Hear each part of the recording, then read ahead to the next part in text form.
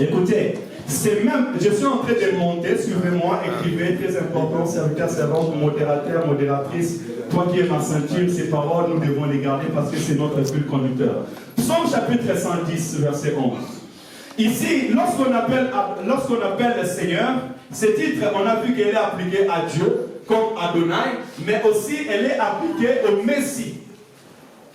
Parce que avant que Jésus-Christ ne vienne sur la terre des hommes, Israël s'attendait à un Messie, à un Sauveur. Ainsi, Psaume chapitre 110, verset 1, dans la Révélation, la Bible dit, la parole de l'Éternel à mon Seigneur. Assis-toi à ma droite, jusqu'à ce que je fasse de tes ennemis ton marche-pied. C'était une parole profonde parce que David va dire, parole de l'Éternel à mon Seigneur. Donc c'était une autorité qui était au-delà des autorités de ce monde. Et là David va parler en disant, mon Seigneur l'a dit, assis-toi à ma droite, jusqu'à ce que je fasse de tes ennemis le marche-pied. Il prophétisait déjà. Il parlait déjà d'un Messie. Il parlait déjà d'un Seigneur. D'où la parole de Dieu va venir nous éclairer en cela. On peut avancer en Dieu. La parole de Dieu va venir nous éclairer en cela dans les livres des Actes, chapitre 21, jusqu'à verset 23. Là, je suis dans la prophétie. Et cette parole maintenant va nous amener à expliquer la pensée de l'apôtre Paul dans Éphésiens, chapitre 4, verset 5. Parce que l'apôtre Paul a dit que nous avons un seul Seigneur. Et là, maintenant, nous entrons dans la pensée de l'apôtre Paul pour venir nous décortiquer qui est ce Seigneur. Verset 21. Alors, quiconque invoquera le nom du Seigneur sera sauvé. Homme israélite, écoutez, je dirais ACC, écoutez. Frères et dans la ville de Saint-Étienne, écoutez ces paroles. Jésus de Nazareth, cet homme à qui Dieu a rendu témoignage devant vous par les miracles, les prodiges et les signes qu'il a opérés par lui au milieu de vous, comme vous le savez vous-même. Ici, je vais dire à l'église que Jésus-Christ est le Messie. Alléluia. Jésus-Christ est le Seigneur qui devait venir sur la terre des hommes pour nous sauver. Et Jésus-Christ, parce qu'il est le Seigneur, il est aussi notre propriétaire. Il est aussi celui qui a l'autorité absolue sur notre vie. Nous le verrons tout à l'heure. Les impies. Dieu l'a ressuscité en le délivrant des liens de la mort. Parce qu'il n'était pas possible qu'il fût retenu par elle. Alléluia. Amen. Il n'est pas possible que le monde retienne le destin de Dieu pour ta vie. Écoutez, la kosala ma jamais. Et que mon kilide motomo on a sena moi. Aya ko kanga bilaka na zambe pona tina binayo. Au moins que tu n'as pas le destin de Dieu. Amen. Au moins que tu n'as pas la promesse de Dieu. Amen. Mais si tu as la promesse de Dieu, battez les maïkas. Ils ne pourront jamais arrêter le destin de Dieu pour toi. Voilà pourquoi je dirais tu es heureux si tu es en Christ et Jésus-Christ. Et Jésus-Christ est notre modèle. Ils ont dit, cet imposteur avait dit, au bout de 3 jours, il ressuscitera. Allons-y, selon la pierre, empêchons-les de sortir du tombeau. Empêchons-les qu'on vienne voler son corps. Mais il ne savait pas qu'il était le maître absolu. Il était le Seigneur du ciel et de la terre. Il ne savait pas que sa force était au-delà de toute la création. Amen. Amen. Pendant la nuit, l'armée céleste est descendue. La Bible déclare que l'ange de l'Éternel campe tout autour de tout ce qui les craint pour les arracher du danger. Il peut chercher à te mettre des chaînes comme on avait mis Paul et Silas des chaînes, comme on avait mis Pierre et Jean des chaînes. Mais si tu as Dieu et que tu as la mission de Dieu, tu ne peux pas rester en prison. Tu ne peux pas finir ta vie en prison parce que tu dois accomplir la volonté de Dieu sur la terre des hommes. Alléluia. Amen. Alléluia. Il ne pouvait pas retenir Jésus dans le tombeau parce qu'il devait sortir du tombeau.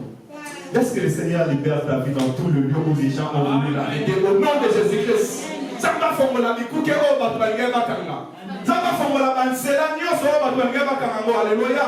Même si physiquement ils avaient fermé, je déclare au nom de Jésus. Les dieux qui opèrent dans l'invisible opèrent aussi dans l'invisible sur ta vie au nom de Jésus-Christ. Alléluia. Que l'Éternel opère dans ta vie. Qu'il ouvre les chemins. Qu'il libère. Alléluia. Qu'il brise la force des hommes. Tout ce que les hommes ont voulu fermer dans ta vie, que l'Éternel les brise et l'enlève. Au nom de Jésus. Tout ce que la sorcellerie a voulu sceller dans ta vie, que l'Éternel les décèle au nom de Jésus-Christ. Dans le nom de Jésus. toute parole des hommes, toute arme forgée contre toi soit nulle et sans effet. Ainsi dit la parole de l'Éternel. Toute arme forgée contre toi sera nulle et sans effet. Et toute langue qui s'élève en justice contre toi, nous la condamnons au nom de Jésus-Christ. Elle n'a pas d'effet. Parce que Christ est ressuscité d'entre les morts. Dieu l'a ressuscité et l'a délivré en les délivrant du lien de la mort. Parce qu'il n'était pas possible qu'il fût retenu par elle. Alléluia. Amen. Il n'est pas possible que le monde des ténèbres retienne ta destinée et ta lumière. La Bible déclare que les ténèbres ne demeurera pas toujours. Alléluia. Que la lumière du Seigneur éclaire ta vie au nom de Jésus. Qu'elle éclaire ta destinée, maman Nancy. Qu'elle éclaire ta vie au nom de Jésus-Christ.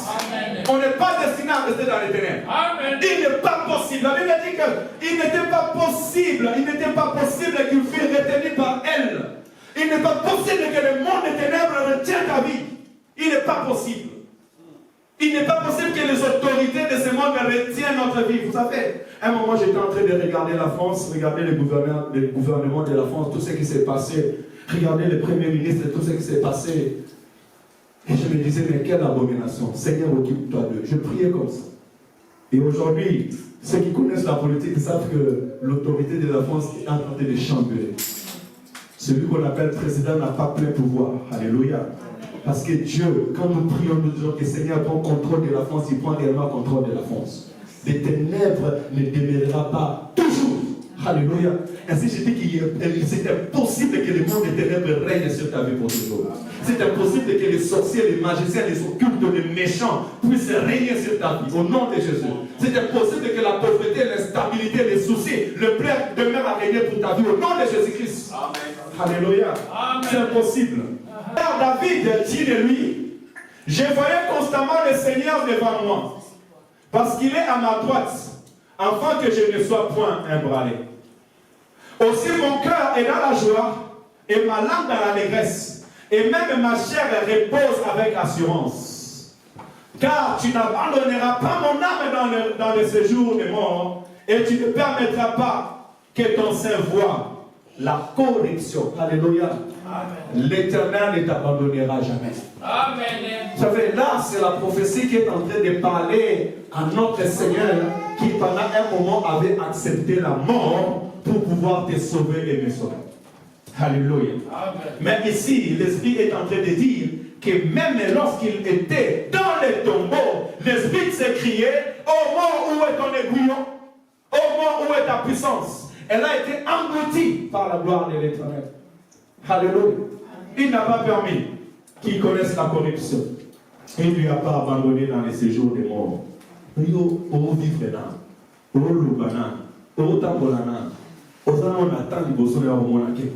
Amen. Alléluia. Amen. Ici, on parle des morts qui étaient morts pendant 3 jours.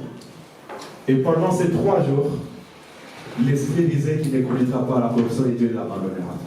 Amen, amen. Amen. Mais si longtemps que tu vis, je sais que Dieu est capable de t'impacter et de changer l'histoire. Alléluia. Amen. On peut avoir, c'est la résurrection de Christ qu'il a prévu et annoncé en disant qu'il ne serait pas abandonné dans les séjours des morts et que sa chair ne verrait pas la corruption. Tu peux avancer. C'est Jésus que Dieu a ressuscité. Nous en sommes tous témoins. Élevé par la droite de Dieu, il a reçu du Père le Saint-Esprit qu'il avait été promis et il a répandu comme vous le voyez et l'entendez. 34. Car David n'est point monté au ciel, mais il dit de lui: le Seigneur a dit à mon Seigneur, assis-toi à ma droite, jusqu'à ce que je fasse de tes ennemis ton marche-pied. Psaume chapitre 10. Alléluia. Vous voyez, nous raccordons la prophétie pour amener le peuple de Dieu à la pensée de Dieu. Amen. Ainsi donc, lorsqu'on parle de Messie, on parle du Seigneur Jésus-Christ. Amen. Ainsi, l'apôtre Pierre vient décortiquer la pensée de l'apôtre Paul en disant tout simplement que le Seigneur qui est assis sur la droite du Père, c'est lui que David avait vu dans la révélation, c'est bien notre Sauveur et notre Seigneur Jésus-Christ. Ainsi, je peux te dire tout, maintenant, bien aimé dans le Seigneur, la Bible dit Assis-toi à ma droite, jusqu'à ce que je fasse de tes ennemis ton marche-pied. Pourquoi Jésus-Christ est élevé? Nous avons dit éternel chez où? Éternel, tu m'as abandonné. Non, bien aimé, Jésus-Christ est en train d'agir. Jésus est en train d'opérer. Il est monté afin que nous puissions avoir la victoire contre nos ennemis. Il est monté afin de vaincre le plan de l'ennemi. Alléluia. Il est monté afin que ce qui était caché soit révélé. Parce que la Bible déclare que ce qui est révélé aux hommes, ce qui est caché est à Dieu. Alléluia. Il est assis à la droite du Père afin que nous puissions marcher sur nos ennemis. Alléluia. Il est à la droite du Père afin de donner la victoire sur chaque circonstance de ta vie. Voilà pourquoi en tout moment que tu veux adorer Dieu, adore-le. Appelle-lui à ton secours.